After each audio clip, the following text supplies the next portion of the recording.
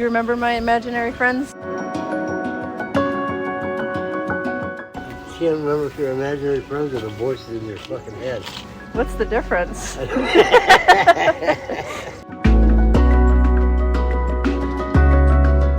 Do you remember what you would yell to me when I was off in my own world? Gert to Gert.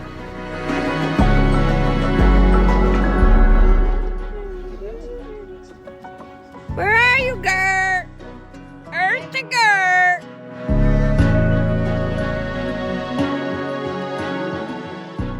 Gert. Earth to Gert.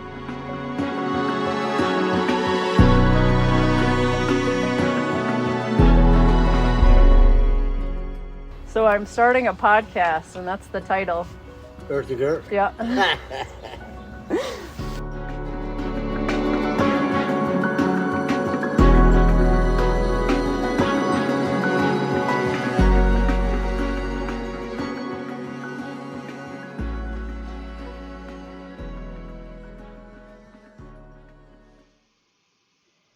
Hello, and welcome to this week's episode of Earth to Gert. How do I introduce today's guest? I have known Tara since I was 4 years old. She is one of those connections that no matter how much time passes, we pick right back up where we left off.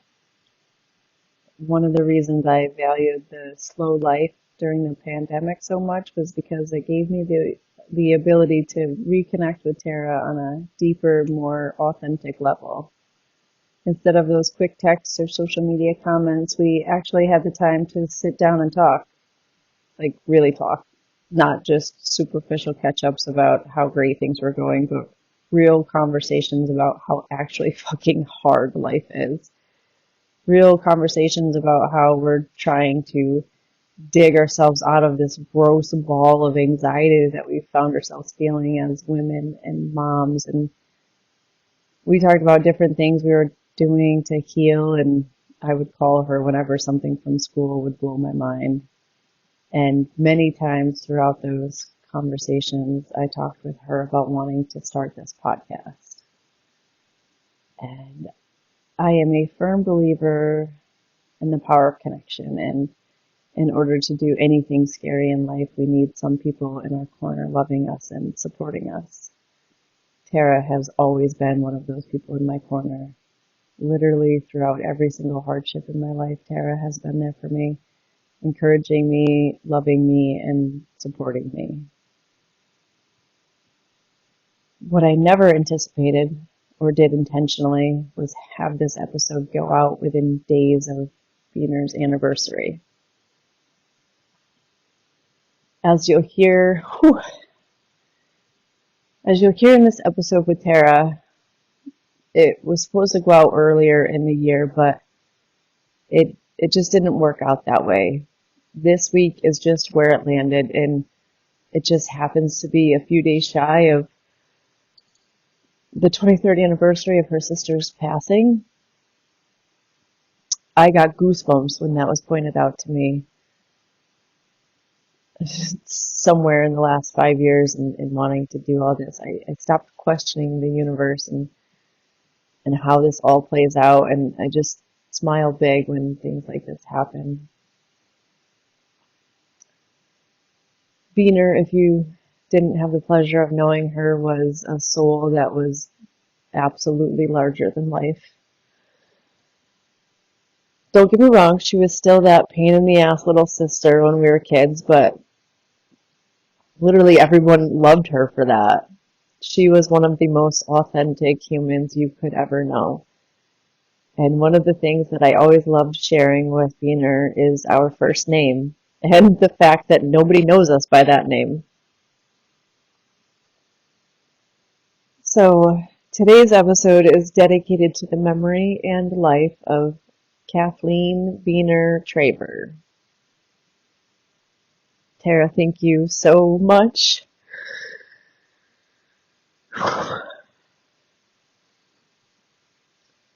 Thank you so much for being you.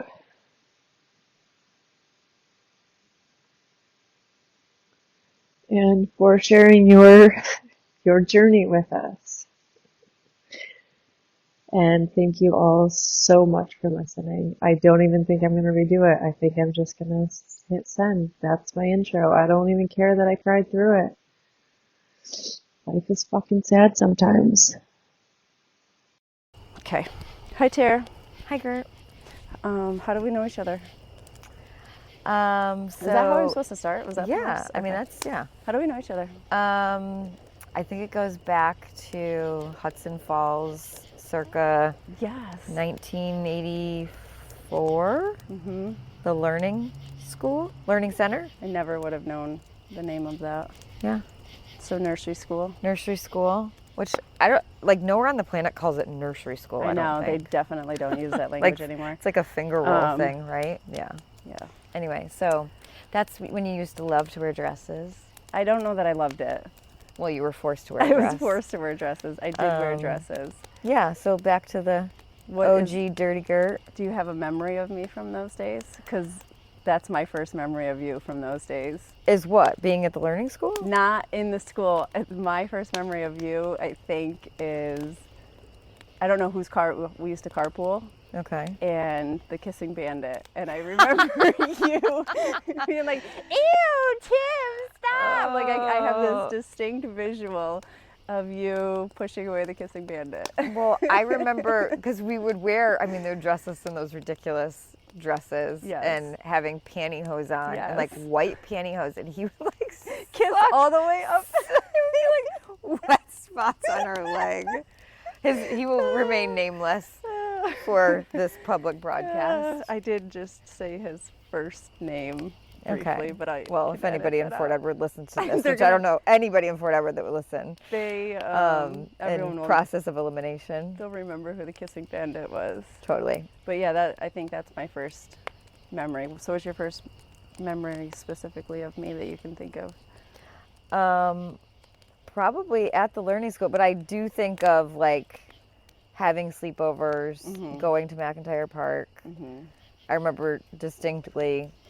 Did you have Mrs. Having- Warner?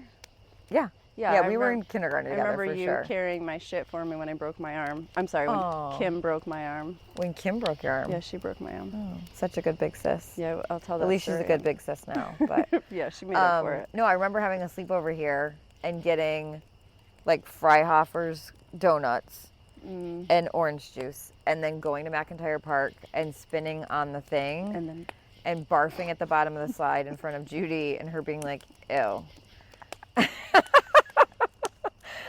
Oh, so I good. can picture her just giving that blank expression of disgust. It was total disgust, which Yeah. it was really gross. But yeah, and then just all the time being over at Jen's, Yeah, growing up, and just yeah.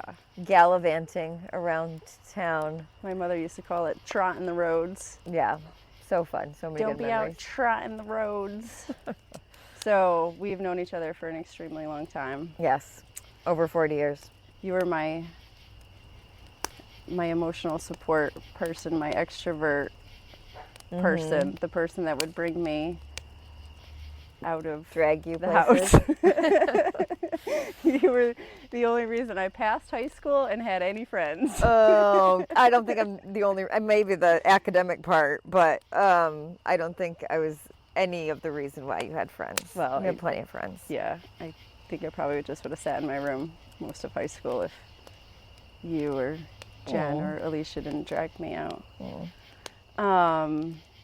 So you are here. You were supposed to be one of my earlier guests, but life threw you some curveballs, some surgeries, and some tornadoes, and Yep, all the things. and It so- was an eventful spring. so we're here to just sort of recap your healing journey. Where do you want to start? Gosh, When so this podcast is all about mental health mostly, but as you and I have talked about, it's all interconnected and intertwined. for sure. So when, I guess, did you become aware of your mental health and I think it very much was, I know the moments in time now, looking back, but in the moment didn't recognize it. Like looking back now, it's like, okay,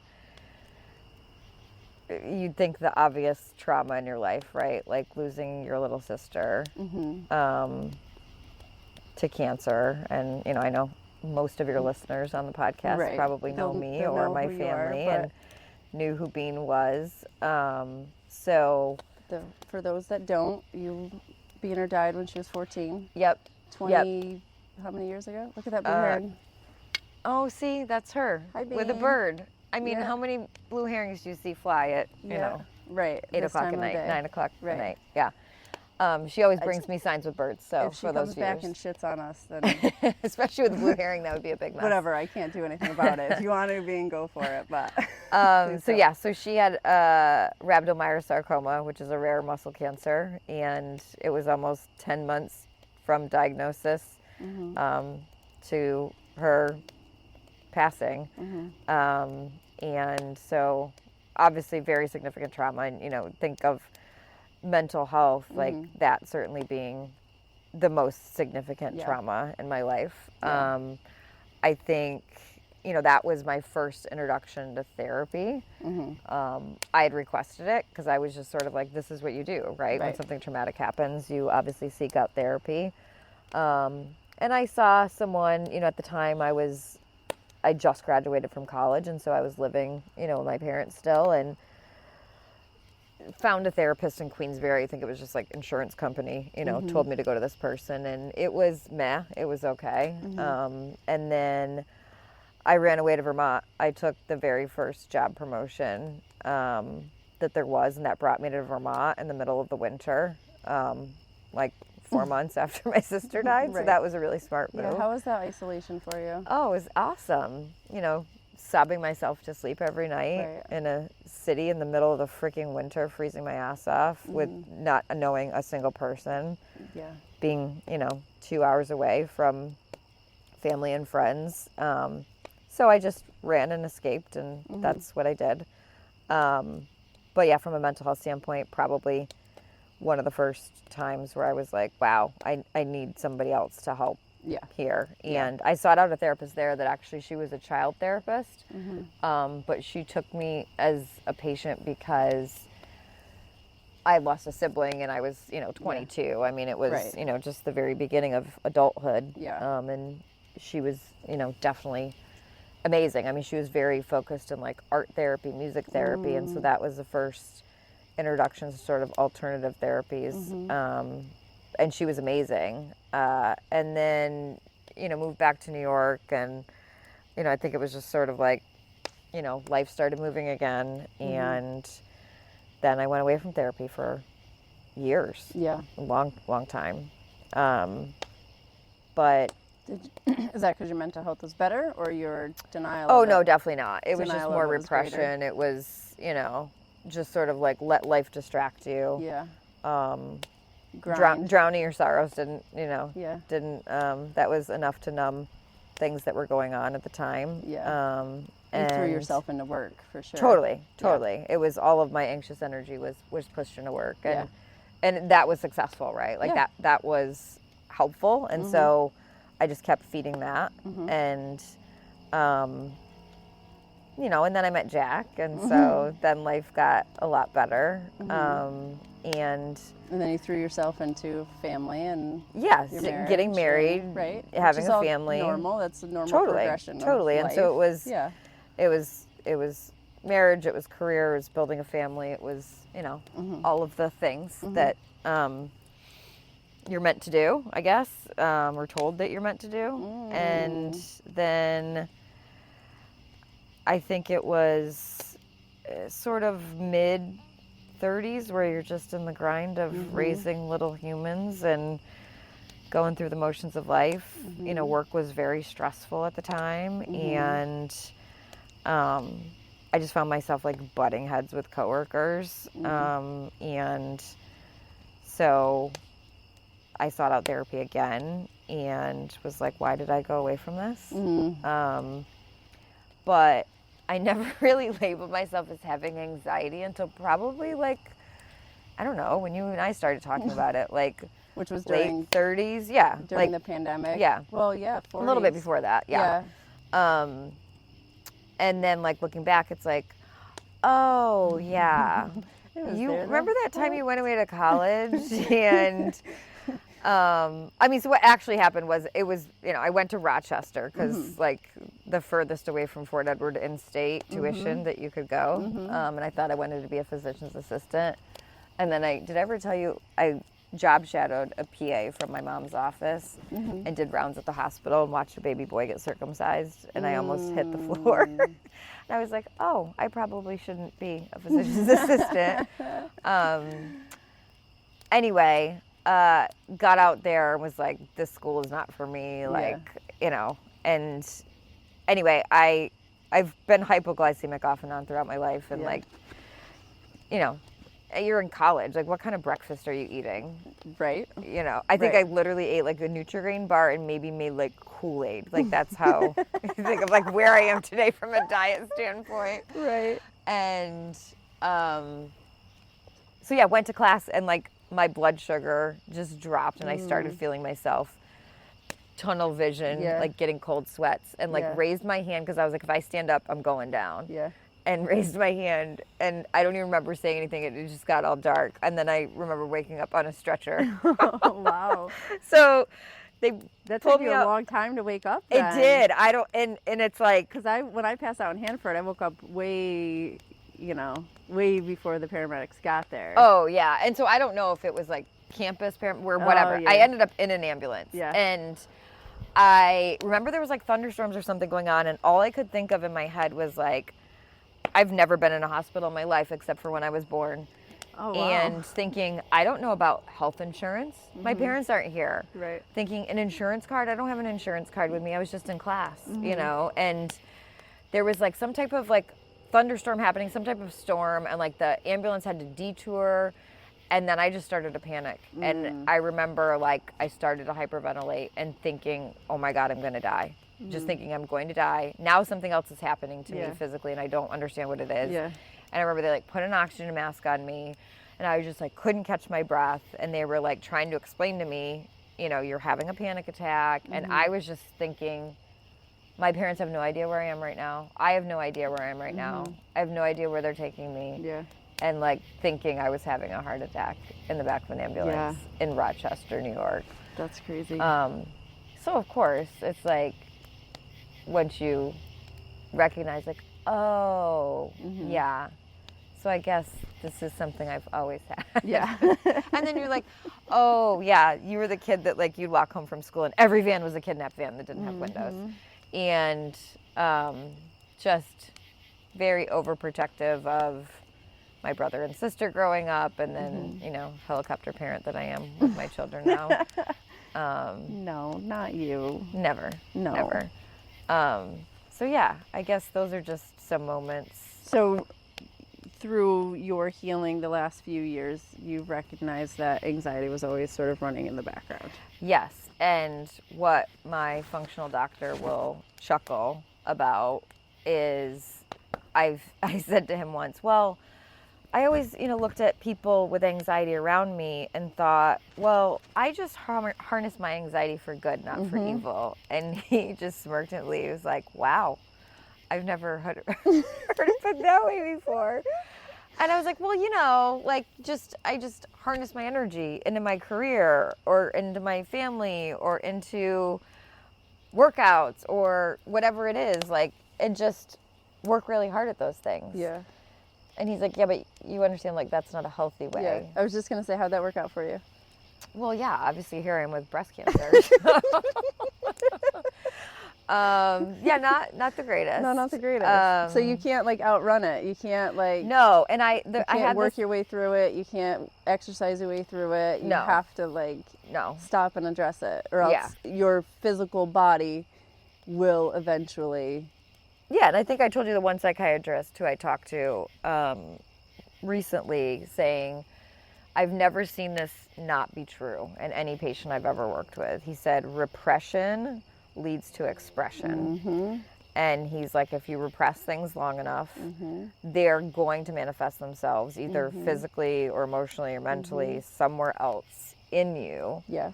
And it's just like physics, right? Like Yeah. energy, like it needs to go Yeah. somewhere. And Yep. so The body keeps the score. totally. Yep. Totally. So, yeah. So where are you at now? So you have breast cancer. You're currently... Technically, I don't have it in my body anymore. Okay. Knock on wood. That wasn't wood, but we'll go with it. Yeah, we'll pretend. Yeah, so where I'm at now, found a lump this fall, and wasn't really sure if it was or not. It had a mammogram, the May before, and so... Did they pick it up in that mammogram? No. Okay. And so went to my doctor, and she checked, and she's like, let's just get another one. And so I had some other things going on in life at the moment with family that I was addressing, and so I put it off for a little bit. It didn't allow it to grow anymore, so that couple months that I delayed it didn't do anything. But went and got the mammogram, and it was like the day of the mammogram. It was like very quickly, we're going to have you go across the hall and see the radiologist. And the radiologist was like, we're booking you for a surgical consultation. We're booking you for a biopsy. So it was all, it just happened all like within one visit.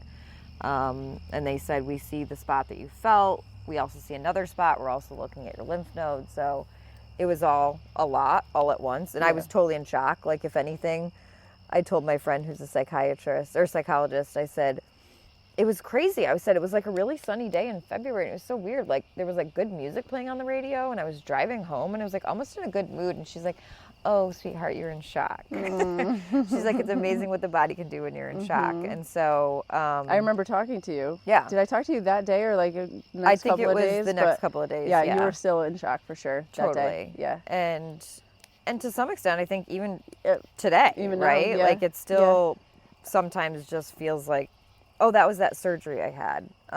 But that's something I'm working on with my therapist, that it wasn't just a surgery. And, Right. there's still more ahead. Altering. Yeah. So it was very quickly like, yeah, you have invasive ductal carcinoma, and luckily it wasn't in the lymph nodes. It hadn't spread anywhere else, which was the scariest part of all of it. But it was very quickly just going right into planning mode. Like, who's my surgeon going to be? Who's my oncologist? Who's the... Oh, Tara Traver thrives in that planning. Totally. Which, it's like, again, where are you going to put that anxious energy? You're going to put it into coming up with a plan. And so it was, I think part of that was, how do we tell family, right? Yeah. The scariest thought was having to tell the boys, and so I wanted to have as much information as we could before we sat them down, and wanted to have a plan. Wanted to know, like, when was the surgery going to be, so at least we, could map that out for them. And of course, having to tell my parents for a second time that they have a child with cancer is just probably the most That was messed up part of all of it. definitely the hardest part talking to you about, and yeah, I mean, it's hearing that. It's like hearing it for the first time and then hearing it again. Like, no parent should ever have to hear that even once, right? Agreed. Let alone twice. Agreed. So, and for my brother's sake, it's like, geez. Yeah. So yeah, but I was very fortunate that we did catch it early and didn't need to have chemo or radiation, and so had the double mastectomy April 16th. And that was the day. Did I record that day, or the day that I recorded my first podcast? Yeah. Yep. Yep. And like, officially recorded it. I'd done it like 17 times prior, but that's the one that went live. Right. So yeah, so it's been a very long couple of months. Yeah. It's definitely, I was working on, some other stuff with one of my kids, and so was really focused on that a lot and not addressing yourself, me, and what was going on with me. Yeah. And so I know you were very passionate about EMDR and obviously your listeners. The Earth to Gert pod squad that's out there. What's their name? I don't know. We need to name it. What's your name going to be to my listeners?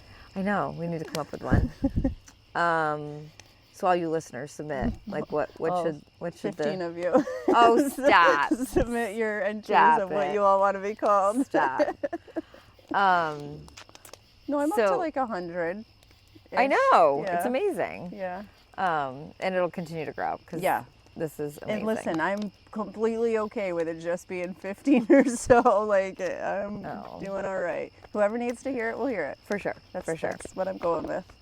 So you were really passionate about EMDR, and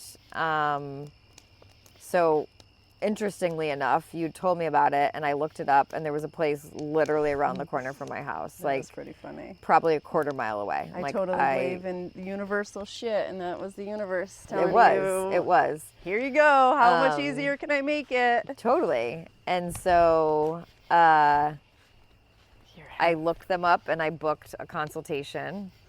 And in between booking the consultation and having the consultation, St. Louis was hit with a massive tornado, which was like a week and a half before I was supposed to go back to work after being on my medical leave from the surgery. And that was chaos. I mean, the tornado literally went through my neighborhood, and thankfully, no damage to our house or people or anyone.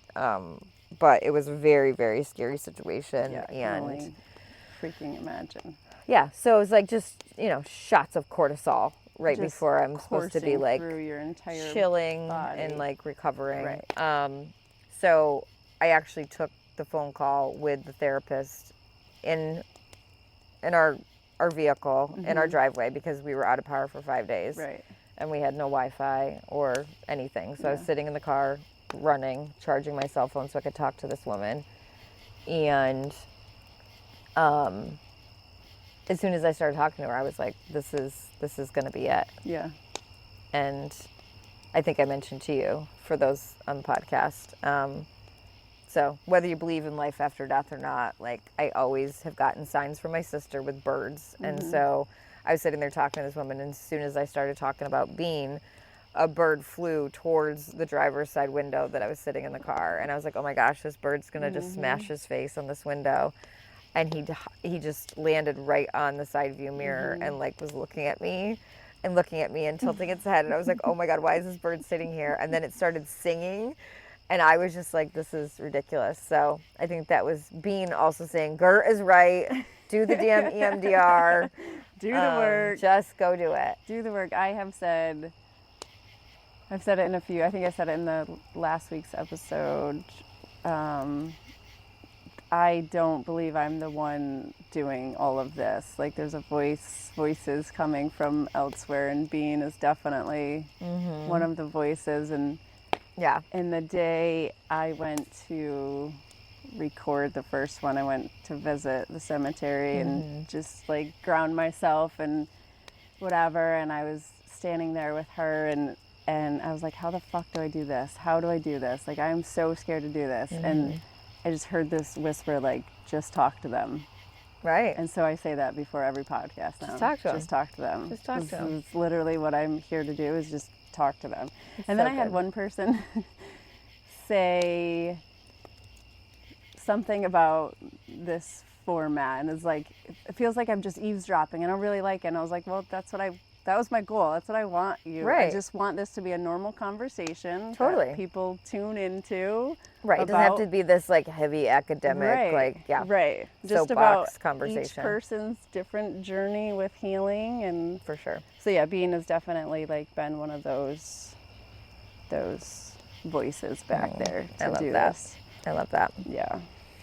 And to be honest, I think she's one of the ones that wouldn't let me not do this. For sure. That little pain For in sure. the ass. Like, For sure. no, just get up and fucking do it. Well, she had all the courage in the world, so she's got to pass some of that on. Right. She gave me a little, so I appreciate her.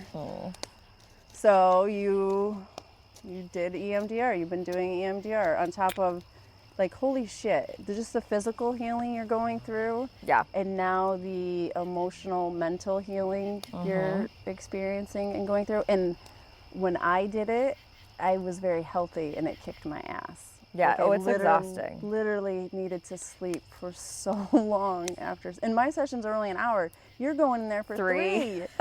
You're a fucking trooper. I made the mistake on the first one, and I think you said like you're going to be beat after. So tired. It's so exhausting. And anytime you're doing like mental work where you're feeling it to heal it, and for just, sure.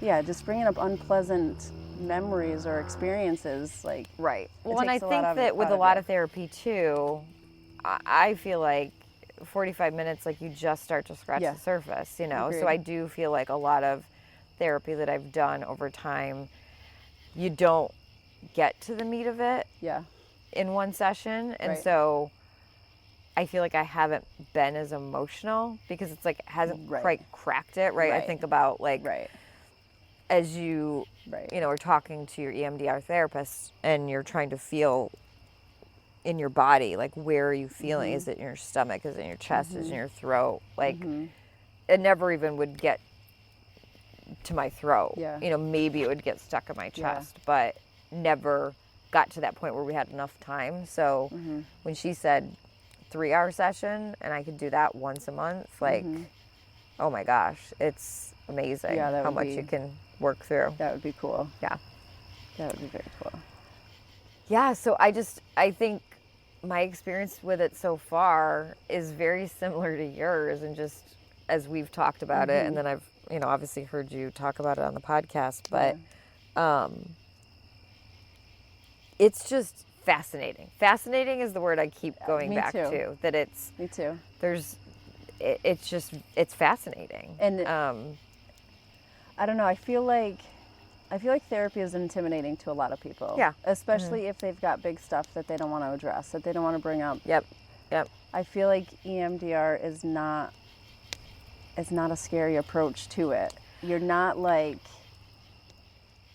going into great depth about your experience, right? Like, I don't know if that's your... Yeah, I mean, I don't think it's like, and tell me more. Like, I don't think that it's, I agree, but like one of our mutual friends, we were talking about the podcast and talking about therapy, and I mentioned that I was doing EMDR as well, and she was like, oh my gosh, like between you and Gert, like this just sounds, and I said, but whoa, like, and maybe this was wrong to say, but I was like, to me, EMDR, like if you've never done therapy, like this feels like the masterclass level of therapy. Yeah. Like I feel like that's like diving headfirst in the shallow end if you're just like jumping right into therapy. Well, I have always thought that it is good for the people that have never tried therapy. Okay. But I could be wrong. Right. It might be so successful for me because I had 8 years of therapy before I tried it. Well, consistently with the same therapist. Well, so, and you're very open to therapy. Yeah, and so extremely. our friend we were talking about, she's like, I don't think I could open up. I don't know what, you know, or I wouldn't want to talk about certain things. And so I was like, dip your toe, like, and of course finding a therapist, that's more than half the battle. Oh my God, that's such a challenge. Right? I have a couple of people in my life that I'm watching them go through that and trying to find the right connection. Well, and just not even to like find the right one, but just to get in with someone. Agreed. I mean, it's disgusting, but it's worth real. it to keep trying and to keep going through it. Sure. So I don't want to discourage anybody with how difficult it can be, but once you do find that connection, it is 100% worth it. Oh gosh, absolutely. Yeah. So, how are you liking? Like, what? It's so funny because, like I've said, you had obviously recorded the EMDR podcast, but like we had talked before you published them, right? You hadn't listened to it yet, right? And so it's the same thing. It's so hard to describe, but you somehow feel lighter and freer. You said the same exact words, and I'm like, oh my God, did you listen to the podcast? I know. I'm already? like, no, I haven't listened to it yet. Literally exactly what I said. And it's hard to describe, and it's so funny because I love that you did the journals after, because I leave there and I'm like, what was it that triggered that memory? Or what was it that, because it's not like, to your point, it's not like they're like, okay, and then what happened? Right. And then tell me more and describe that. Right. Like, it's not going down the rabbit hole and just needling on one specific thing. And you don't have to like go through the gory details of the event that might be triggering you. Right. But it is again, to use the word fascinating, because it's truly just the only way I feel like I can describe it. Agreed. Like the way that your mind works with, oh my God, I haven't thought about that thing in over 20 years, right? And you're like, how did that memory just suddenly get triggered? It's like, and just then mind-blowing. And then are you having moments where when that memory does come up, like it's a full body trigger, like you feel all in your body, like for sure. And the emotions that come with that, and there just seem like just random insignificant moments that existed. And I mean, I don't know what yours were centered around, but a lot of mine were centered around bullying and how that left me just like the anxiety it gave me, for one, to be in public, right? To, you don't want to be bullied. So that's, I think, where my fear of people came in, sort of. Right. I forgot what I was just going to say else about that. Yeah, so I just, think... Just how it shaped the way that I exist in the world. Well, from the way those we early... respond and react to things now, right? Yeah. It's that part of it. I'm definitely a control freak. No. Oh, I know, Gert. No, not you, Tara. The planner and organizer of everything that we've ever done. Yeah. But again, going back to like thinking I was like harnessing my anxiety for good, not evil.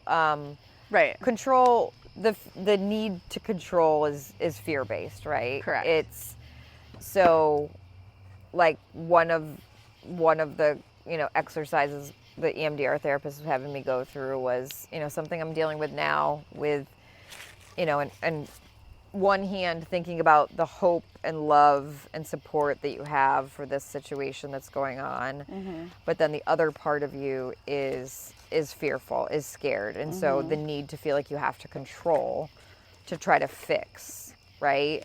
And so, she had said to me as we were going through this exercise, okay, I want you to, think of, hope in one hand and fear in the other. And so you're just thinking of hope, fear, hope, fear, hope, fear. And she said, I want you to tell me about a time when you had hope and it didn't work out. And it was just like, boom.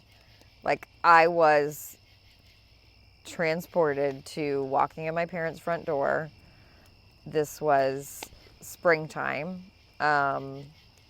Bean had been diagnosed with cancer in October, the fall before, and she had, it was very, very bad in the very beginning. I mean, she was like lungs collapsed, kidneys failed, just all of the things within 2 weeks of her diagnosis. And then being able to be home. And like at one point they were like, we can't find cancer in her body. And like the doctors were astounded. And then within like 2 months, she started getting pain in her elbow and she was going in for a scan. And so this was the moment that I came home from work, and this was when we had that computer desk right in the front room, and she was always on AOL Instant Messenger.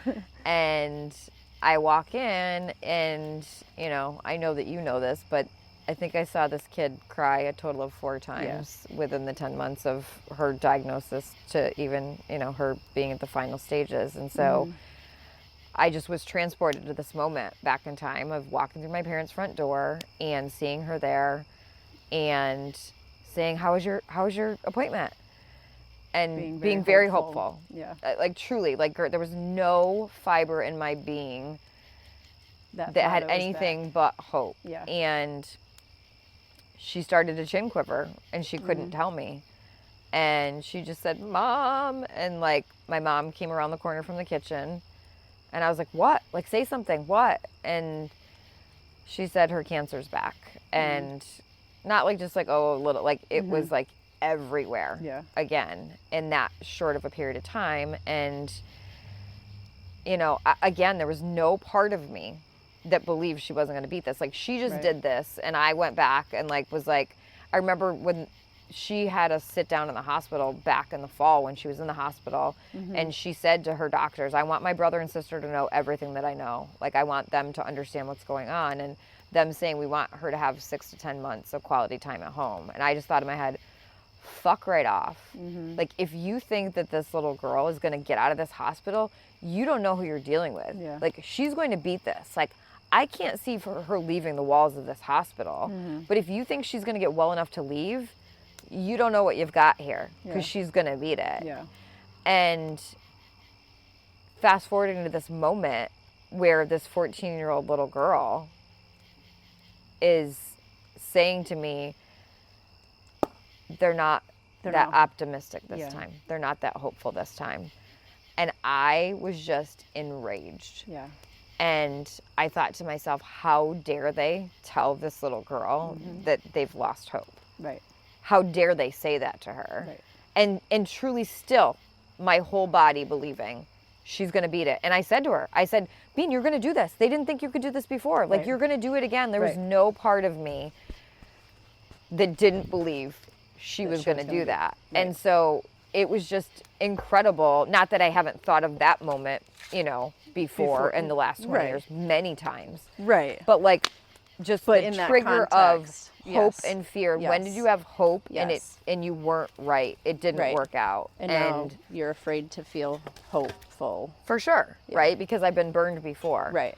And so hence the need for me to think that I can control everything, that will protect me from Right. experiencing something similar, right? Where I lost control. I wasn't able to fix this thing. Right. So working on that, right? And all the things in life that we all think we can control. Our children. What's that? Our children. Oh, And yeah, their for sure, happiness and right? their- It's, and having a child the same age as her right now, Oh, how and brutal is that for you? and he, he resembles her. I mean, he, Yeah.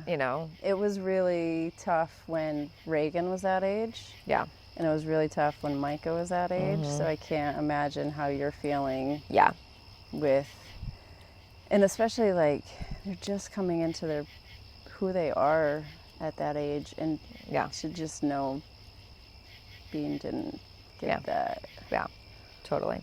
So, so it's, I mean, I'm a big EMDR fan. Me too. Me too. And I'm glad and thank you for bringing me into the EMDR world, because it's, I mean, I'm just like, I'm like, where else can I take this? I know. It's like, I'm sort of a weirdo that I like to process difficult emotions. Yeah. And like, so my counselor's like, if you want, and I'm like, yes, I want. Let's Yes, go. Let's I start know. tomorrow. I know. Except when it comes to my past relationship. I'm still not ready to touch Yeah. that one. I'm like, get Yep. up. No. Yep, totally. So EMDR is changing your life. You're overcoming breast cancer. Mm-hmm. Where are you at with your anxiety now? Is that the dog? Yeah. Oh, I was like, I didn't know. I was like, Doug scratching his ass. where am I? What? Where are you at with your anxiety and healing, and is it hijacking you anymore? Yeah. Do you admit or identify with that language that there was a point in your life where your anxiety was hijacking? Oh God, yeah. Yeah. And again, I definitely didn't point it out as, oh, this is my anxiety controlling me. But I think Even recently, would you say that you? no, Or do you think you've been no, I know self-aware the last few recently I've years? definitely, the last year at least, it's definitely hijacked me completely. Yeah. But I would say the physical manifestations I had a few years ago, right, as we talked about, when I had started just waking up every day with just really bad wrist pain, foot and ankle pain. Like, it would feel like I had been like clenching my fists all night long. Yeah. Like, I would wake up and my hands and my wrists just hurt so much. Yeah. And my dad had juvenile rheumatoid arthritis as a kid, and so I was like, and there's a lot of arthritis, in my family, and so I was like, gosh, I should probably get tested. Like, it was just, I was exhausted just waking up, and so went and saw a rheumatologist. I actually saw 2 different rheumatologists, and it was kind of insane because they'll tell you, oh, you don't test positive for the rheumatoid factor, but like only a third of our patients do, but we medicate the rest. It's like, Right.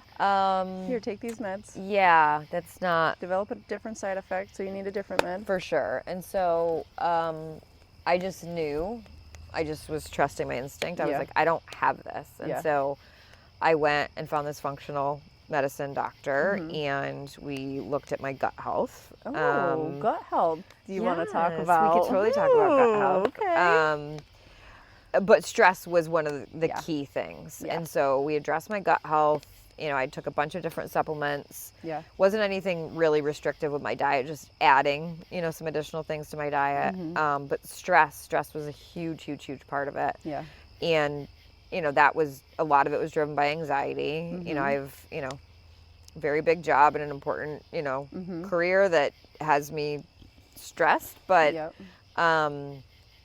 I was allowing the anxiety to just really kind of own me. And Yeah. so saw this functional medicine doctor and, you know, did these things. And that's when I got back into therapy again and just really started working on the stress mitigation and finding things that bring me joy that, you know, being in nature. Like I started painting I and was just gonna drawing say, and you started art painting and again. yeah, which has been Let's back up and tell everybody that during study halls you used to make a picture, like this random scene, and then you'd give it to me, and I had this scrapbook forever. I lost it in Storage Wars one year, but yeah, you were always artistic drawing, yeah. and drawing. Yeah, so and- that's always been a great outlet for me that I got away from for so long, just because Yeah. life is busy, right? Yeah, And yeah. so, and then like during the pandemic, it definitely allowed some time to do some of that stuff. oh, for sure. Like I got into watercolor, Yeah. and then, you know, I've been taking a lot of different art classes since Yeah. then, and I created a studio up in the third floor, which is great. And so just trying to find ways to bring joy Yeah. and have some me time that's, you know, Yeah. not the, you know, marketing self-care of going to the spa. Now, Right. trust me, I love the spa, Right. but, you know, finding some true But and I time think to- there's a huge part of it is just getting back to that stuff you used to enjoy doing as a kid. for sure. Yeah, like one of my favorite things is playing volleyball, and that's absolutely something I always just loved. So the playing it and just being a part of it in that regard. Well, yeah, I love how you're saying, like, you go to Crandall and, like, play disc golf, Yeah, right? Just, yeah. like, finding fun, Yep. finding joy. Yep. But I would say, you know, during that time when the you know, quote unquote rheumatoid arthritis situation was happening, So wait, how old were you at this point?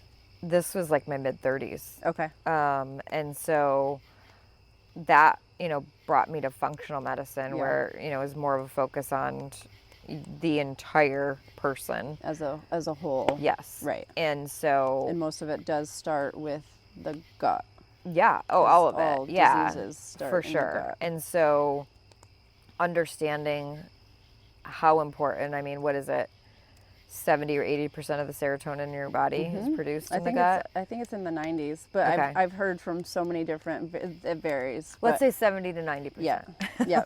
A wide range. Most of but it's made in your gut. That's Yeah. where the serotonin receptors are, or something to that effect. for sure. Yep. And so, you know, having that level of awareness and recognizing, like, you know, I think growing up, I mean, God, you know, we were teenagers in the 90s, so it was like as skinny as you could possibly be was the goal for women. You know, everything diet, everything fat-free, everything, you know, as few calories as you can. And, you know, work out to just break your back and punish yourself instead of fueling your was- body with food. It was all a punishment. For sure. Very restrictive. Yeah, like culture. you shouldn't enjoy your workout. You Right. should suffer from your workout. Right. So I think just growing up with that mentality, or at least like, you know, in the ages where you start to, you know, Learn that and get that message. yeah, unfortunately. Yeah. All the teen magazines. Right. The girls with anorexia and all the fun stuff. Mm. Yeah, I think having that awareness and recognizing you know, food needs to be something that you fuel your body with and not this restrictive thing. And not to say I was like dieting my whole life. I definitely wasn't. But Right. I think recognizing the importance of and the impact that food has. Yeah, and it really just takes like cleaning up your diet before you can realize just how awful the other stuff makes you feel. Well, yeah, it's not food, right? It's not I mean, food. it's not. It's not at all food, and our body has no idea what to do with it. Right. And that's why it, whatever. Yeah, and once you stop these things, then your body is like, oh my gosh, this is what your life can actually feel like. Yeah, and the energy from eating whole foods and just cleaning up the gut. All of it. It's like sleep, brain fog, right. energy. Right. I mean, just right. And frame of mind, like, not feeling exhausted all the time, not feling moody. Yeah. Like, it's just like a general bag of assholes. Like, yeah. Like, yeah. Like I went to the baby shower today and I ate baby shower food. Ugh. And that's why I was comatose, right? I'm glad you pushed it back to 8 tonight because I needed that half-hour nap because I just felt so sluggish. Well, it's so amazing because you and I talked about like with cancer now. Obviously, like I've been a very clean eater for years now, but this has also like kicked it into a new level where it's like I've eliminated gluten and dairy as well.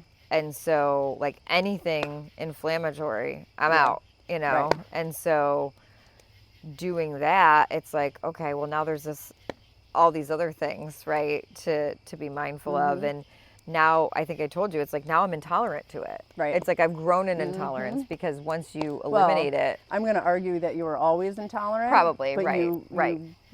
You ignored all of the signs and symptoms because you were a child and you were still being fed this stuff. Right. And it just became normal and your body didn't realize how bad, Right. And then once you get rid of it and then you put it back in, but you're an adult now, and you're like, oh, I'm not doing this anymore. For sure. But I would say back to just the anxiety and sort of embodiment of it, like obviously it started to manifest itself in what masked itself as an autoimmune disease, which is crazy. Yes. So did you have RA? No. What did you have? I needed to clean up my gut health. And which again was like, add a few more, sweet potatoes and root, various root vegetables. Like it wasn't, oh my gosh, you got to eliminate everything from your diet. And it wasn't like, stop eating fast food. I wasn't eating fast food. It was, you're deficient in a couple of these vitamins. Yes. You're going to take these supplements every day. Like, yes. And it was a moment in time where it's like, okay, and then it's not like I'm taking all those supplements still. Like my gut was cleaned, by doing all those things. And that's the other thing. Like, I don't know that a lot of people understand the whole supplement part. Like, you should be getting it in your diet first. Right. And then those supplements are just that, to supplement what you're eating. But people aren't eating that, and they think they can take a supplement and get it from the supplement. But that's not. Right. We're supposed to be getting that on top of that. Right. And my whole philosophy is just don't eliminate stuff. Just keep adding in more good stuff. And then the more you do that, the less you're going to even want to add in the bad stuff. Right. And I don't know, you were always pretty much a clean eater way before I was. But for me, I think just like picking one area to clean up first. Yeah, and that's why, like when you said, like, stop eating shit episode, right? It was like, you like, because you had these fruits and vegetables, you're like, okay, I'm going to start to try to figure out how to use these. Right. And it wasn't like, cold turkey. Like, don't do anything, No. And I still I still go to, I rarely do the McDonald's, but I still bring my kids there. I still, like, let them eat, but for the most part, my general rule is that it's something clean.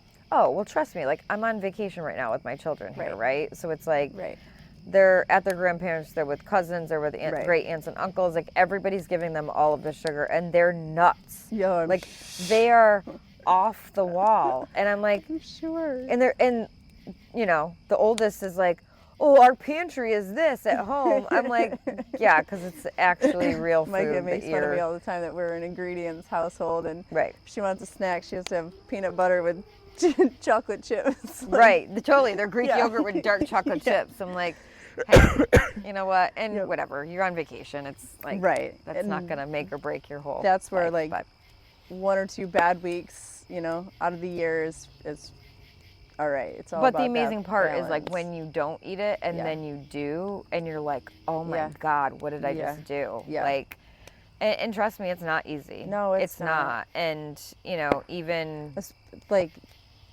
the convenience of it, like there's not one single thing convenient about it, so it No. takes planning and trust me, I mean, I travel for work all the Right. time. Like to try to eat clean when you're Right. on the road is like almost an impossibility. right. So it definitely And- takes time and preparation and privilege. I was just gonna say that. I knew you were gonna go there. Yeah. That's what I was gonna say. You're coming from a completely different standpoint than I'm coming from as Yep. far as privilege. And, Yep. I mean, is it privilege? You busted your ass off for it, but you are loaded. You got money.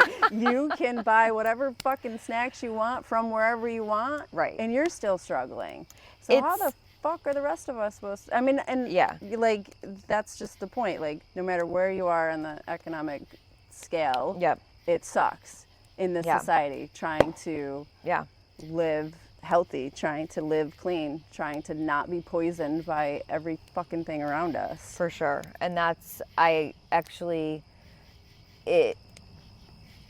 I don't want to get on too much of a soapbox, but like it does, like it breaks my heart Yeah. because it's Yeah. not fair. It's not fair that like No, foods that come from nature Yeah, are more expensive. Right.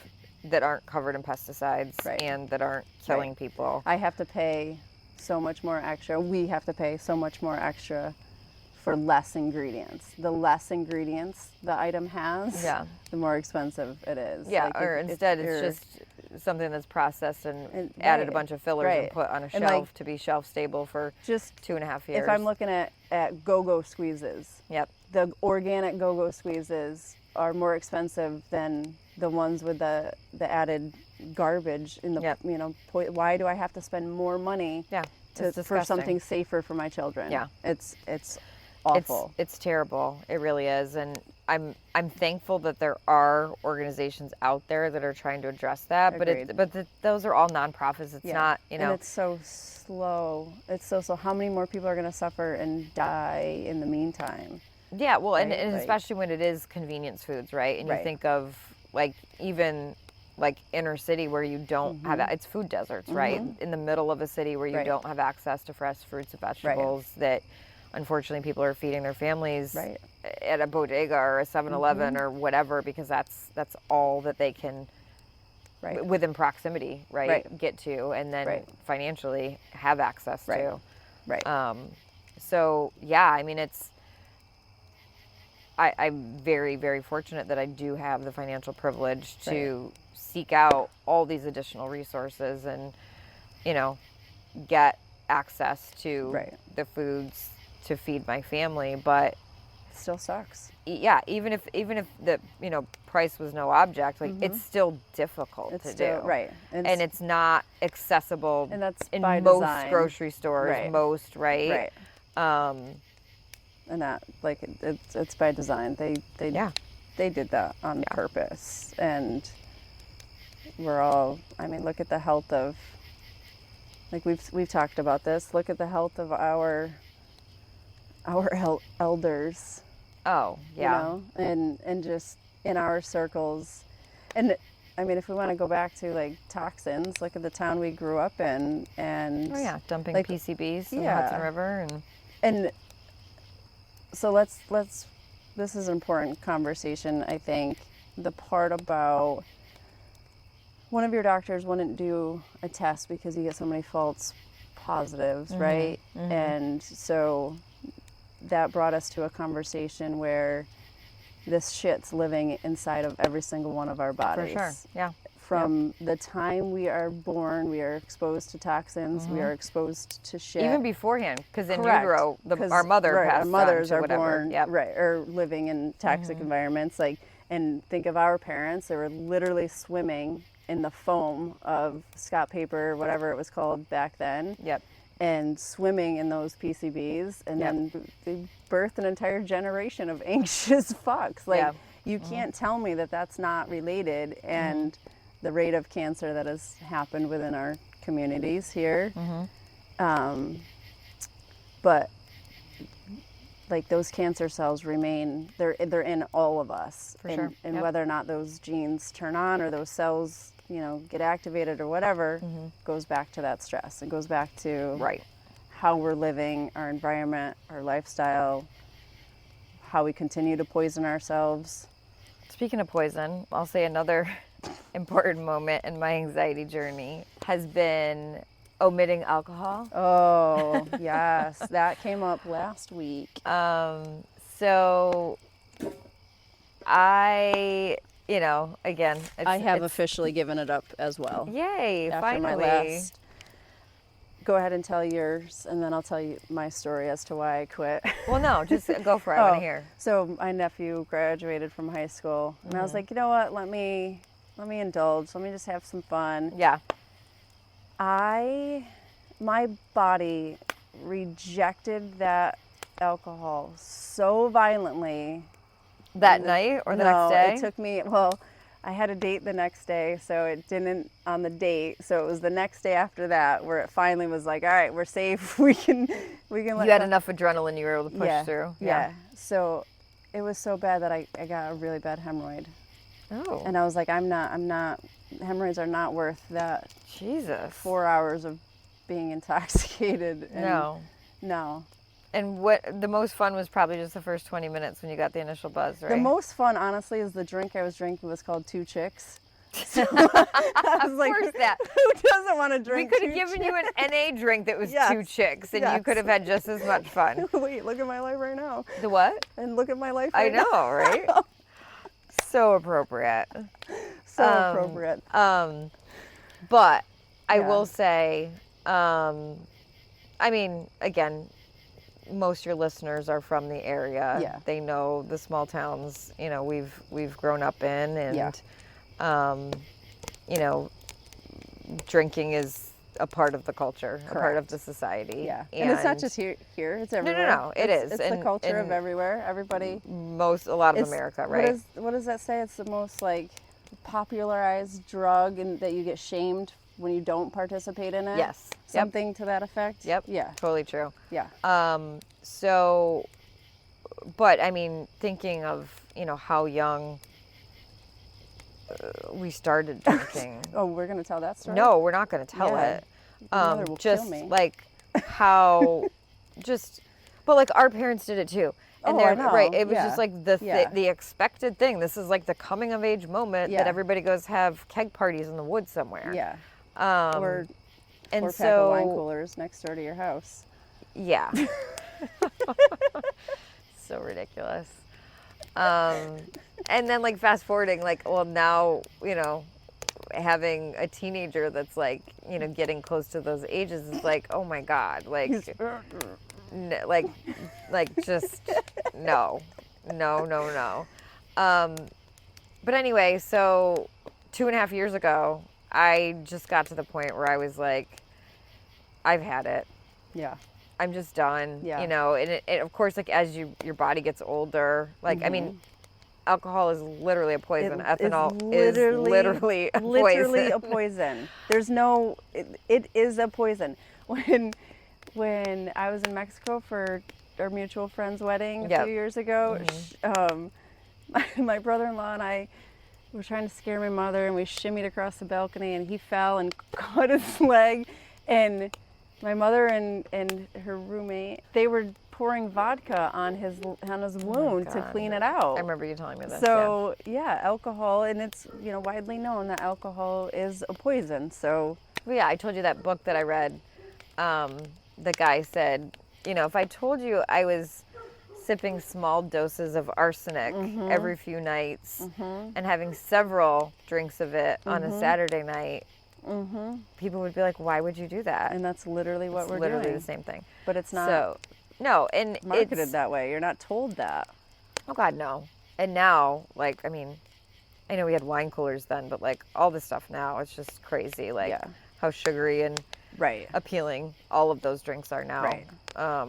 When we would drink, you know, a stolen bottle of liquor from somebody's grandfather's basement covered in dust and drink it under a bridge somewhere.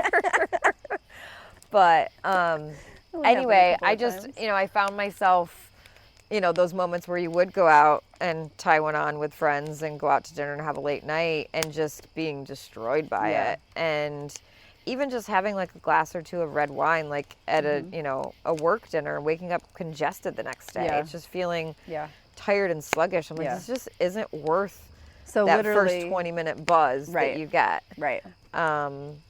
And so I was just done. Like I just truly just woke up one day and I was like, I'm done with this. Yeah. And how has it been? Oh my God, amazing. Yeah. I mean, absolutely amazing. Like I think I told you, like I had no idea how much anxiety I had until I didn't have it. Not to say I don't have anxiety. I still have plenty of anxiety. But nothing in the way of just like negative self-talk. Yeah. Just the like inner monologue of just and again, it's your anxiety telling you things that aren't true, right? But that just went away. Like it just went away. And it was within maybe the first month that I was like, oh my God, I'm so much less anxious. Like that to me was, I saw more of an effect and with no longer having alcohol than I did when I started Lexapro. How much, that's a big thing right there. How much was alcohol part of your life before you gave it up? I mean, I would say, you know, like it was the glass or two of red wine, like at a business dinner. Yeah.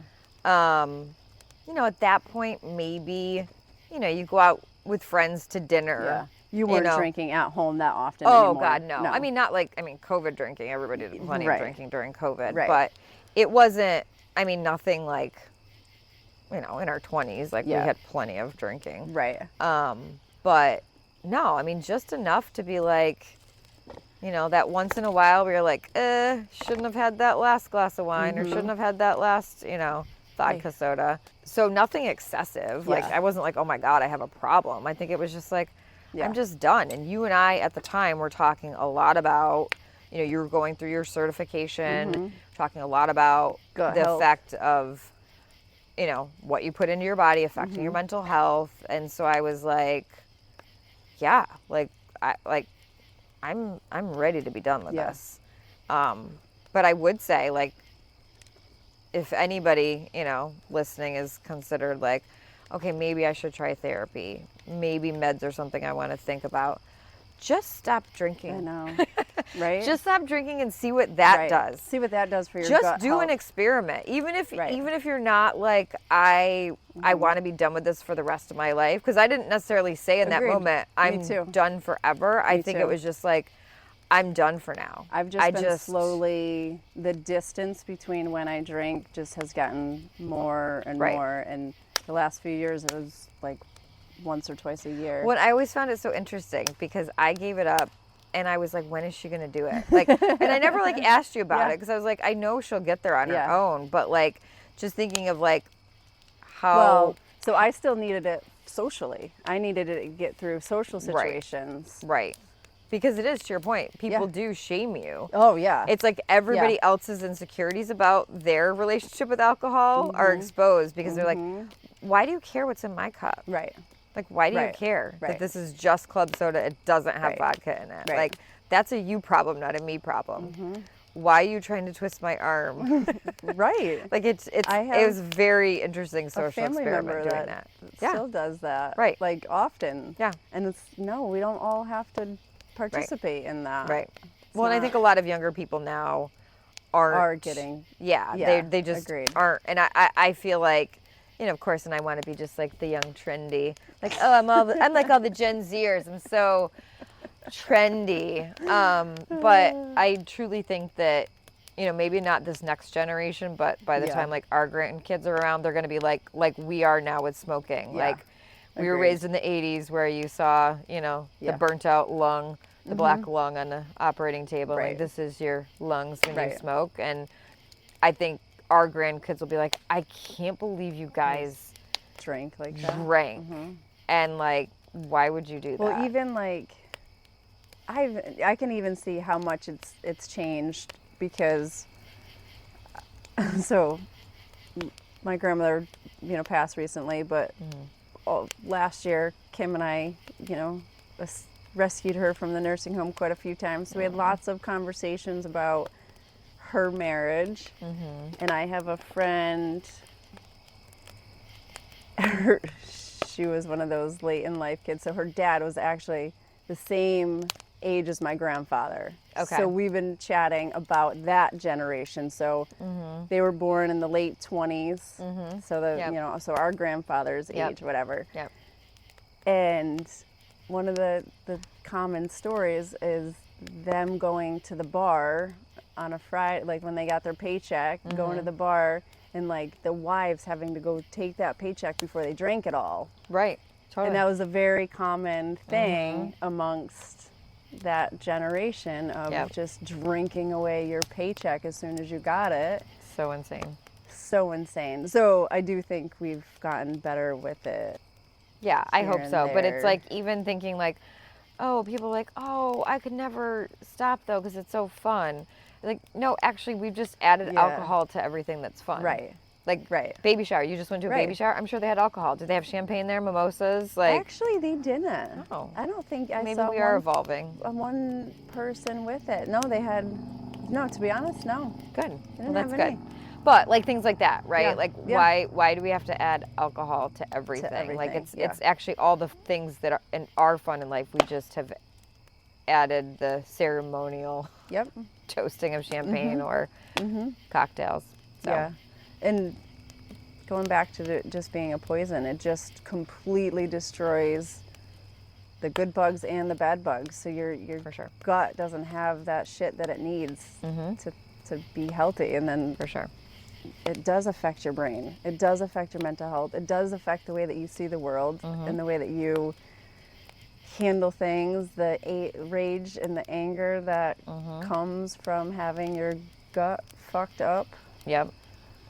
Yeah, and just like the Sunday scaries, right? Oh yeah. I think, like, and not to say it's like, okay, not every day at work is sunshine and rainbows. I freaking love what I do. Yeah. But like, I was like, oh, I don't have that anymore either. Right. Like, just the Right. anticipatory anxiety of like what's to come for the Right. week ahead, right? Right. Yeah. So. That's cool. What else? I mean, I brought up meds, right? So, What's your journey with that been like? so I think just everything coming to a head this winter with things going on with my family and then the diagnosis of breast cancer. It was, I was already kind of beyond my tipping point. Yeah. That I was like, all right, I'm going to need some additional intervention Let me get here. a little more support here. I can't wake up in the middle of the night and ruminate and think and think and think and let myself go to crazy places. So I sought out a psychiatrist, and So did you go to your functional doctor for that so conversation is at all actually first? my OBGYN who's really just, I sought her out for hormonal support. Okay. And so they have a psychiatrist there, they have a nutritionist, so Gotcha. two sort of separate. Yeah. But she and I met a couple of times, and she said, I think based on what you have going right now with your family, you're having a little bit of PTSD from, your sister and her situation. She was 14, you couldn't control that situation, and now you're in a similar situation with your own family, and feeling like you can't control it. And then I was like, oh, that makes sense, PTSD, yes. And then also the breast cancer diagnosis. So I started on 5 milligrams of Lexapro, which is like barely a scratch of anything. I'm on 10 now. Yeah. And Well, they start you slow too to have your body adjust. yeah, oh yeah. Right? And it takes a little bit for that stuff to kick in for do sure. its job. And I definitely like, I mean, you know, Gert, like I'm the type of person that I don't take an Advil if I have a headache. Right. So, have you seen the reels? Well, you haven't. You're not on social media, but like, there's a old lady like going in and she's like doesn't know where to start and she's like going all this like this is the Lexapro entering my body for the first time. it's so weird to even begin. That's what your 5 milligrams was doing when it entered your body. It didn't know where to go, where to start. Totally. But I thought you were thinking that's like my anxiety too. That kind of mimicked what that looks like probably as well. Yeah. But I definitely, I wouldn't say I was anti-medication, but I was like, I want to use all the tools in my toolbox that I possibly can first. Yeah. And then I was sort of like, okay, I got to wave the white flag here. Like there's too many things happening all at once right now. Was there a little bit of like swallowing some pride? Yeah, like definitely. You didn't want to take that step. You thought you could do it on your own kind of thing? Yep. Yeah. And so I did it. It did take a little bit, but then it was kind of like EMDR. Like it's like you can't quite put your finger on it, but you're like, when it works or what? Yeah. Yeah. Like it's not like. So here's an example that I thought of recently that I was like, okay, this is the meds working now. One eye was tearing up for like 2 days in a row, but like only in the afternoons. It was the weirdest thing. Oh, you did. Yeah. I did tell you this, right? Yeah. And so my eye was tearing up and I was like, what is going on? It like happened like the same time every day. Like, and I couldn't put my finger on what it could be. And so I had listened to a podcast recently that had talked about this woman who had been a nurse for like 35 years. And she knew that like someone's eye tearing was like a very early sign of like a stroke symptom. Yeah. And so like, I feel like looking back and thinking, had I not been on my meds, you would have. I would have laid awake. I would have laid awake in the middle of the night. Actually, like I did wake up in the middle of the night and thinking like my eye is still tearing. Pre-meds, I would have laid there and ruminated and tossed and turned to the point where I would have pulled up my phone and got on WebMD and said, you would have woke Jack up. Am I going to have a stroke? Yes. And of course, this was like this was maybe like a month after my mastectomy. And I was like, oh my gosh, blood clots are a thing. True. I really could be having a stroke because my eye's been watering. And like, I would have ruminated on that and thought about it forever. Right. And you know what? I rolled over in bed and went back to sleep. That's amazing. And so just those little moments where like, you would have done this. Yep.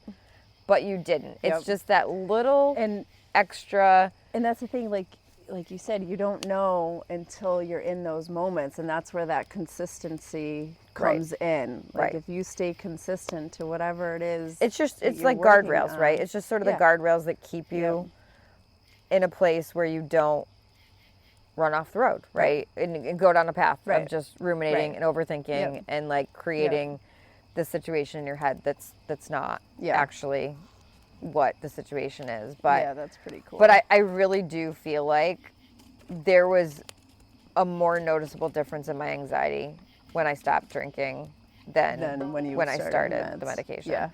I think Reagan might agree with that. She's definitely noticed the alcohol. I mean, she's still in her 20s, so she's, you know, the reward is greater than the risk for her. Yeah, where at 45, it's not. So where do you think you're at in your healing? Are you healed? Oh, God, no. Do you believe in healed?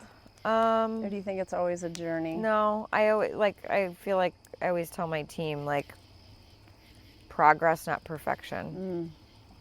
No, I think that's a big phrase coming from you. I know. That is a... Well, I have to like do as I say, not as I do at work, right? No, I mean when I talk to my team about it, like, and you know, my functional doctor. Yeah. You know, always likes to give me a challenge at every one of my appointments with him. And oh, yes, I love this challenge. yes, and Tell me about this he challenge. told me, I would like you. No, back up. What? He already knew what your house looked like. Well, yeah. So I'll explain that. Okay, So okay. he basically said, I would like you to start practicing imperfection. And you guys can't see me on the podcast right now, but like I started twitching. Like, I'm sorry. Like, I'm beginning to malfunction. But I've also known I've had a very unhealthy relationship with perfectionism. Yes. And that, I mean, a lot of that is birth order, firstborn, Firstborn, like, all being of a that daughter, whole of course, thing. the patriarchy and Right. all of the expectations of, you know, So what, many layers to why you're... what girls and women need to do, right, Right. to take care of everyone. Right. But, you know, so he said, you know, Tara, as I've gotten to know you, he said, first of all, we're going to start small. I know you have many platforms, and we're not going to have this be a big public-facing imperfection moment. But he said... so you're not stepping out into the world without makeup or any of that stuff? I wouldn't say that. I think I've gotten better. Much better with that? But he said, I can imagine, Tara, knowing you, that your home is probably very well appointed, is how he described it. And he said, I'm sure everything has a place. And he said, I just, you know, I would imagine that there's lots of, as things get out of place, you do lots of rearranging and reordering and making sure everything has its place. And he said, and I, of course, I mean, that's absolutely true. You've known me for 40 years. But it's that underlying sort of baseline of anxiety, right, that's always going. Like the constant feeling like you can't sit still and you've got to putter and you've got to fix and you've got to perfect. And so he said, I want you to just kind of, as you see things that are out of place around your house, I want you to just let it go. Yeah. I want you, and you know, he's like, listen, I'm not telling you to have dishes stack up for days. Right. Like, but like things that aren't in the right place, just let it be. And that, the thought of that was like, this is genius. Like, why wouldn't I recognize that? It's just an unnecessary thing that, like, sitting out in the back patio with Jack and like having our coffee on a Saturday morning, like seeing like the pool goggles and pool floats laying around and wet towels and wet swimsuits and just like, who cares? Right. Who cares? Like, and just like little parts of your life where we're just, oh, we've just got to fix, we've just got to fuss with, we've just got to, that's just how I'm hardwired. Like that is. Right. Can you recognize that now as a survival skill? That constant need to putter, that constant need to control, that constant need to be well, yeah, perfect? because it's the control is all fear-based, right? Yeah. Like that's certainly, like the energy needs to go somewhere, right? Like it needs to go somewhere. So that's like, even like on vacation, like it's very hard for me to just relax. Yeah. I've gotten a lot better with it over, you know, the last several years. Like I thought being home on, you know, an FMLA for 5.5 weeks, I was going to lose my mind. Right. The first few weeks were pretty mind numbing because you're just in so much pain and just on medication and you know, you really can't leave a recliner. But, but I embraced like being in nature and sitting out in the backyard and just trying to be quiet with my thoughts and not fill it with like, oh, I've just got to zone out on a bunch of Netflix and apps and get through. phone. Yeah. And I will say the other thing, I'm going to be waiting for you, although you have your business, so that's hard. It is. I really am only using it for my business right now. I rarely use it for once in a while to post kid stuff. Yeah. But I'm rarely a doom scroller anymore. Yeah. And once I am. Sometimes I will download it onto, because it's not on my phone. Yeah. But when I need to post something, I'll re-download it. I'll post something and then I get back off. Yeah. But yeah, so I stopped social media a year ago. Yeah. I don't, Yeah. it's been over a year actually, That's probably, but That's absolutely a trigger to my anxiety. for sure. Wholeheartedly, I think was a huge part of why there was an increase in my social anxiety. There's no way to avoid that comparison Yep. thing that happens, and I mean that's why I was very limited on allowing my children on social media, is because you can't, your brain will naturally do that. There's no matter how much you think you can control it and that you're not comparing your life to other lives, that's all your brain is literally doing. Yeah. And so there was something about that made, and my social anxiety, as you I'm sure can remember, was there long before social media existed. Yeah. But it really amplified it, I think. Yeah, for me it was just a really stupid time suck. It's like Yeah. you'd look up and be like, oh my God, 40 minutes, just like what happened? And then, you know, what the algorithm serves you up. Like I would just end up angry and unsatisfied and with nothing to show for it. Like I didn't learn anything. I didn't consume anything that was positive. Right. And that's one of the things I talk about, like, you know, controlling what I consume. Like that's one of the things. There's so many, and even when I am on it, I've deleted anything that's news related. I've deleted people that I'm friends with that post about the news or post about negative things. Even, and I'm sorry, but I mean, everybody's got our shit, but if someone's constantly posting about negative stuff that's happening in their life, whether it's medical stuff or whatever, and I have empathy for those people, but this is where I come back to, is my nervous system was not meant to hear the bad stuff of all of these people. Like if they're not in my circle, like where I can hear about that news, then it's too much for my nervous system. So like, you know, my mother's cousin's friend, cancer diagnosis, like I can't absorb all of that news. So when I am on it, I'm very intentional about who I follow and what I follow. And so it's mostly, he will absolutely come sit on your lap. Come sit with me, Bernie. Come here. So yeah, but yeah, it's just for me mostly just business wise. And it sort of sucks for me that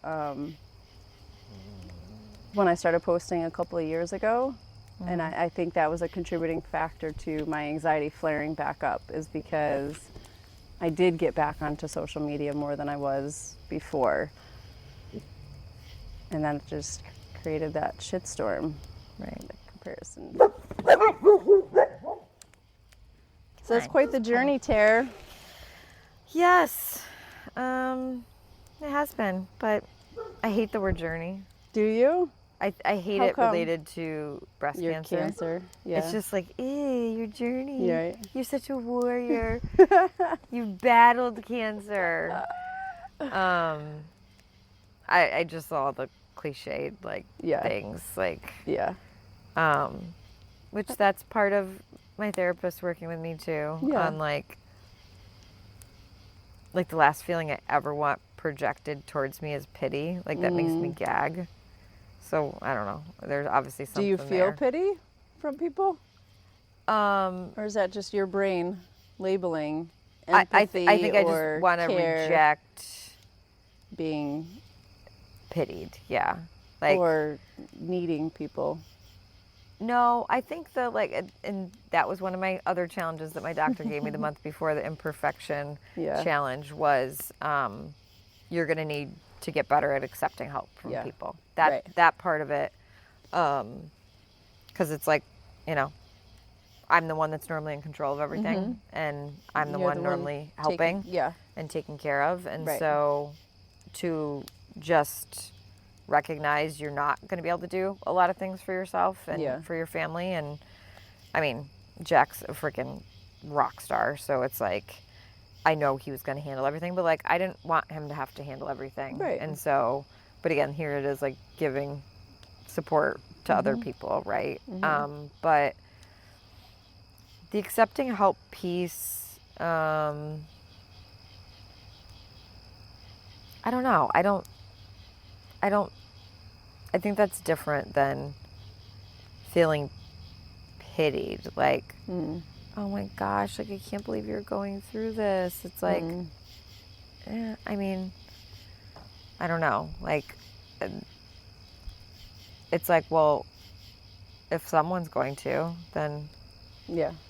I know I'm strong enough to do Why it. not I've be been through you? enough shit in life. Yeah. Like, I know I can do, but like, I don't like the whole like, oh, your journey. I don't, for some reason, I hate that word. It's completely okay. But the mental health journey, we can maybe You can call come up that with a journey. Yeah, we can What maybe call about that a journey.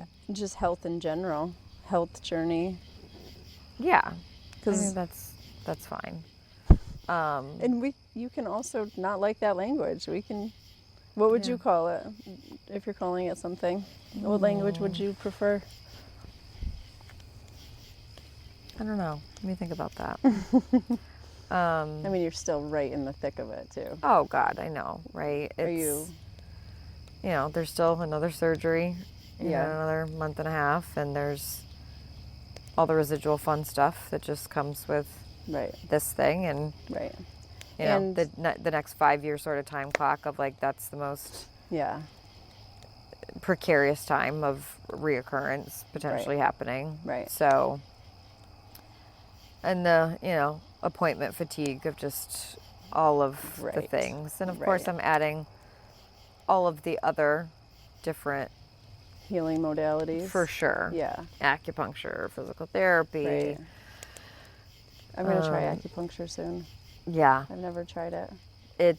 I mean, I've done it several times. Once when I got tendonitis when I was training for that marathon that time, and it cut my recovery in half with the tendonitis. And then I did it once when I was pregnant. I think it was with Sam, when I just kept getting really bad sinus infections and like, you know, you can't take anything. And then doing it now, it's helped breaking up a lot of the scar tissue, not just the traditional needling, like that's a part of it, but like that, I'm sure with all of your skincare, beauty care, you know about gua sha, but it's all this about it. Japanese technique where they use like a smooth like jade Yeah. stone, and you kind of use it on your jawline. But it is good with like lymphatic drainage and all of I that. actually do know about it, from the lymphatic drainage standpoint, not the Your, the beauty standpoint. your chiseled jawline, and That's, you know, that's one thing I don't give one fuck about. right. But they use that same like gua sha tool, Yeah. and it's stainless steel, and Yeah. so they use it. So like from my collarbone down, Yeah.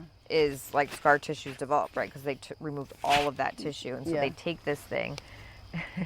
It sounds as painful as it is, but they like take it. It's almost like taking like the edge of a spoon Yeah. and digging it Yeah. into like a bruise. But they're breaking up the scar tissue because Right. when it hardens, it hurts and it's Right. stiff and you lose mobility.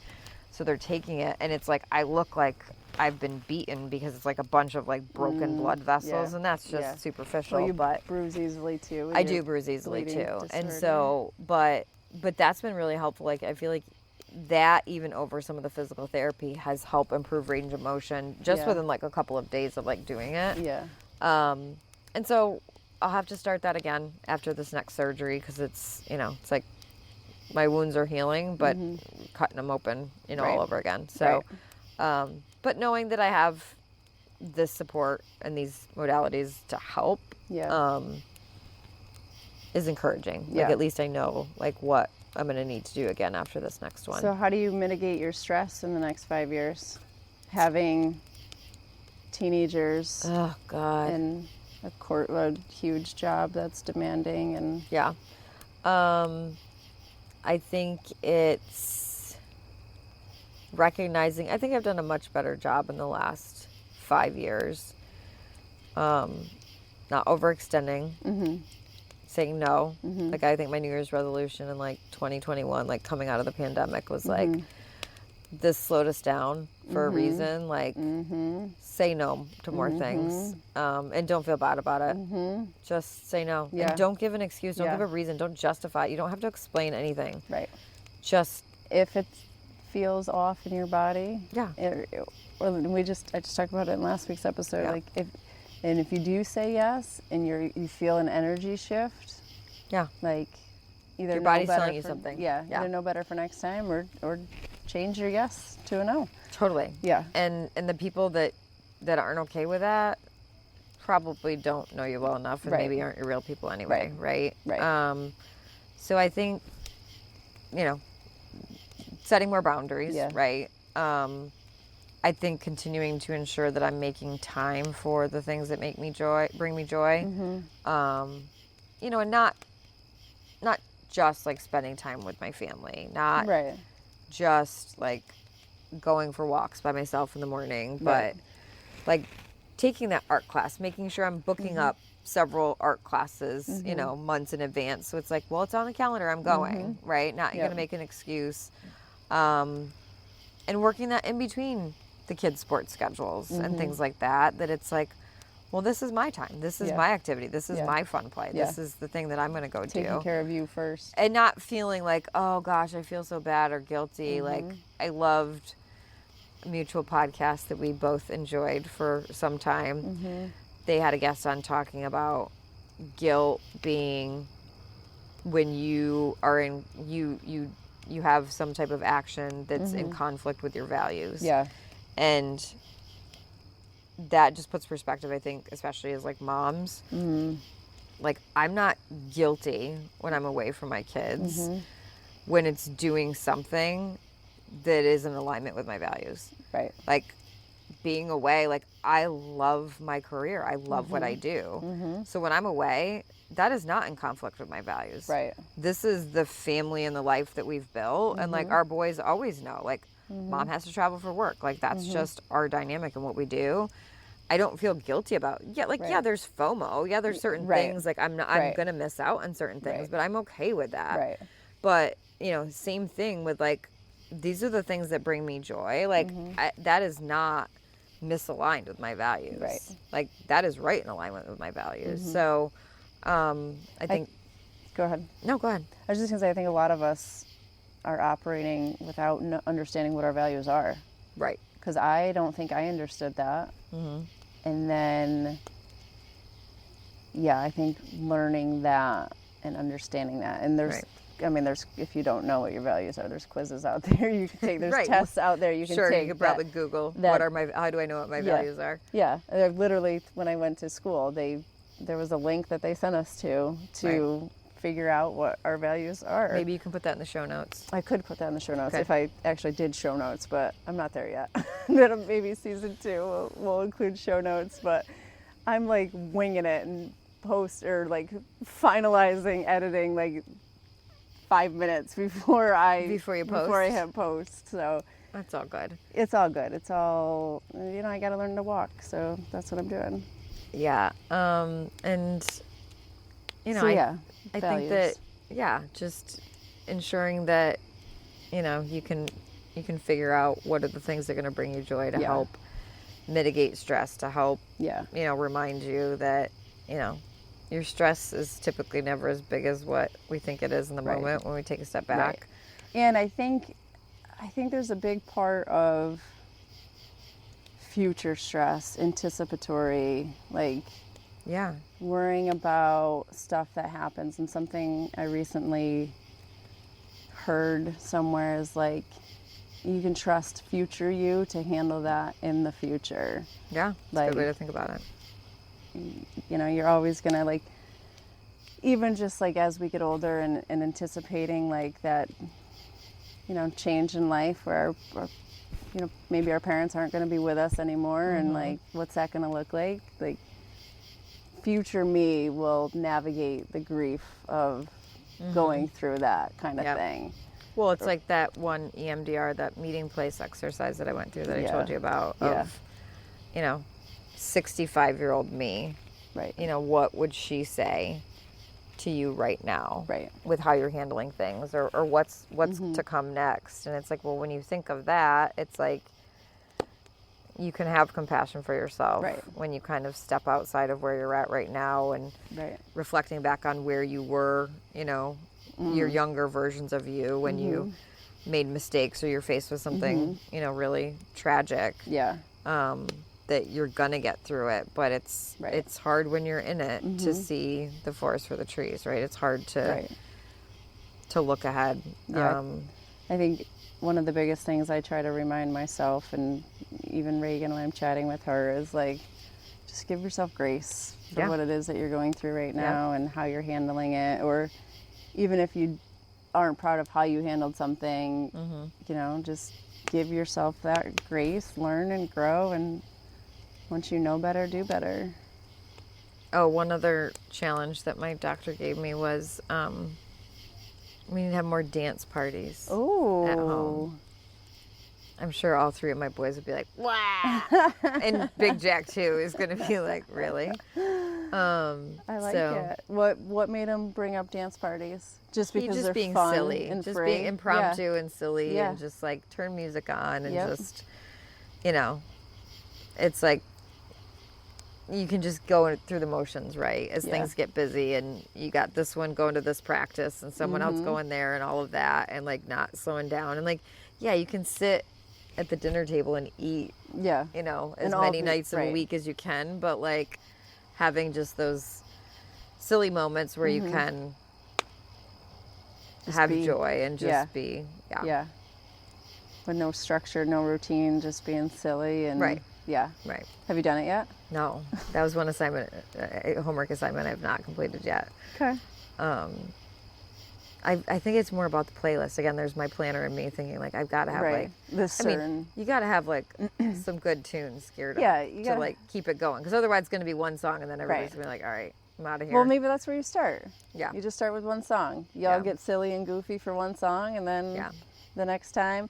Actually, one of the things that I guess I don't know where we've done this, around the campfire or whatever, but each person gets to pick a song, and then you rock out to that song, and that could be fun. Totally. Although, when they're getting older, I mean, my kids bust out some extremely inappropriate songs, so I'm sure. But Jack, then we look back at our songs and they like, were just as bad. Even more inappropriate than some Well, of the my stuff kids now, listen to a lot of my music now. Well, not my music. I was never really into music a whole lot, but the music from our day. Well, I need my kid to get on board with that, because they still call me boomer. Call me a boomer. Yeah. Like, oh my God. I'm barely Gen X. One of my favorite things is when they were learning about the automobile in school. Is that what it looked like in your time? Like in the olden days when you were a kid? Back in the 1900s. Yeah. Yeah. Well, what are you doing to mitigate stress these days? Oh, I date pretty girls.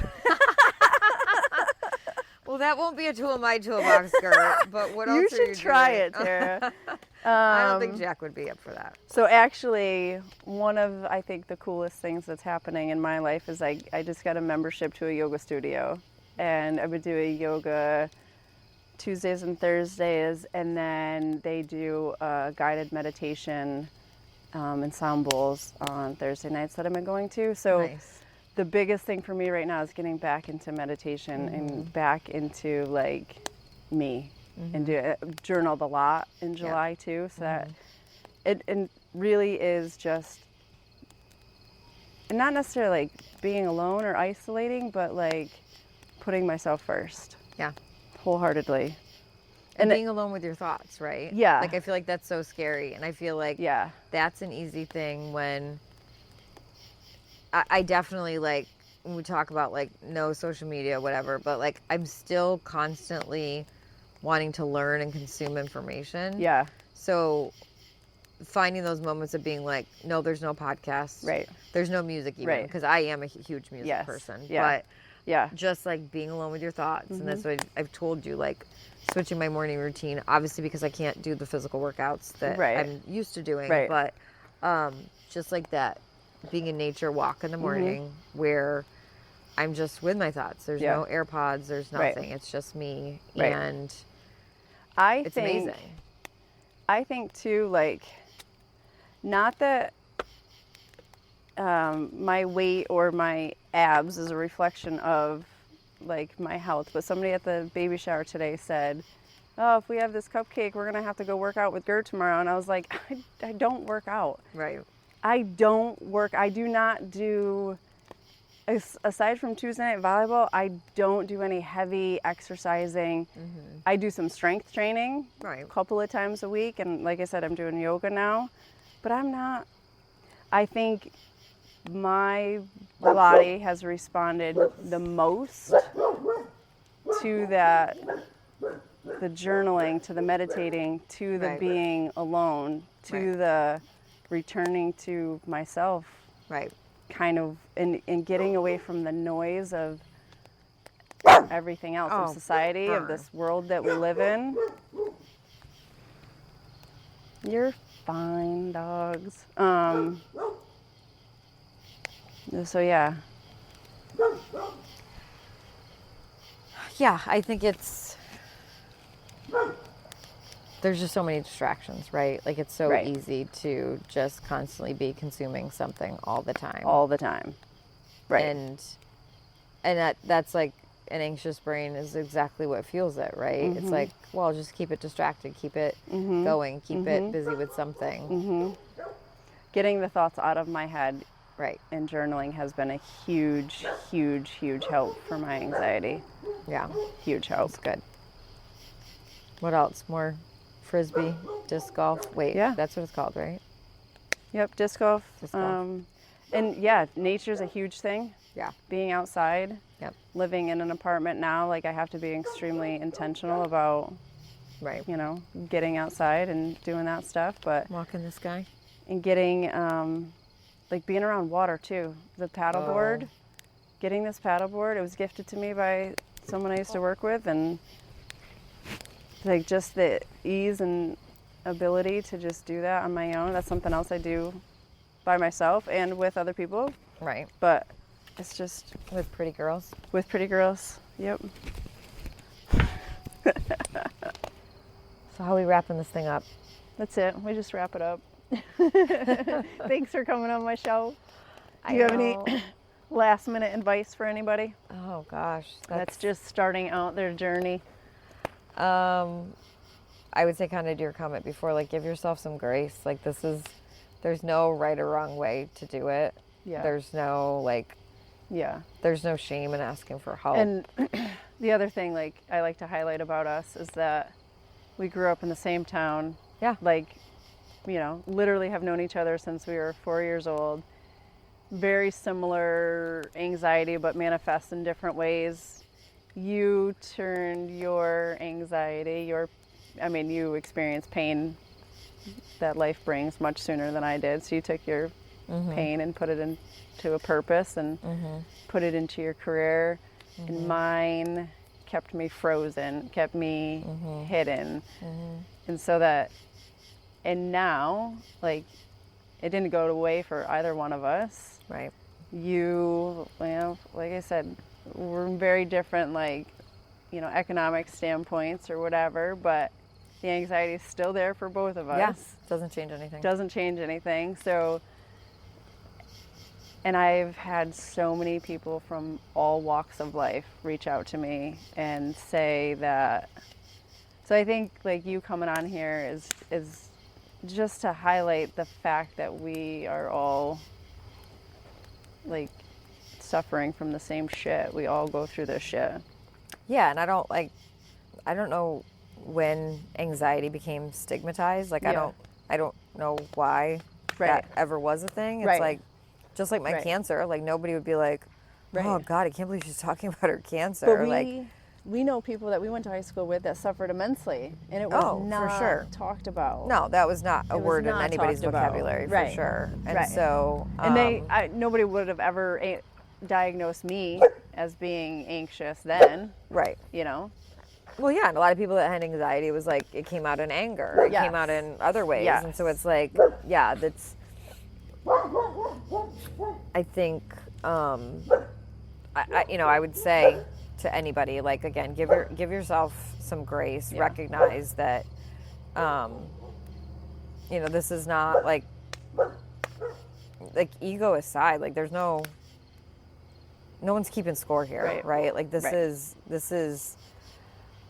your life, and this is it comes in waves sometimes, right? Like there's different seasons of your life that this stuff gets tougher, and then sometimes it's not, you know, and then you recognize different tools that help fortify you a little bit I more. was hoping that word came out as And- different tools. Yeah, and that's going to be different with everybody, Yep. right? And I And think what works for me might not work for you. Right, And what totally. works for you might not work for the next person. right, Right. but recognizing that, you know, a lot of people have a lot of different things going on, Right. And you know, just looking in the mirror and just recognizing, like, oh, maybe I am experiencing some of these things. Oh gosh, I never thought that was anxiety, right? Like that was for me. It's like, oh, well, all these other people have anxiety or they're anxious. Yeah. I don't have it like that. Right.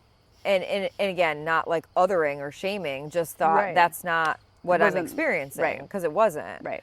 But now getting, and it's not for the sake of like labeling it, but being like, oh, that's that's what that feeling in my gut has always been. Right. That's what Right. that Right.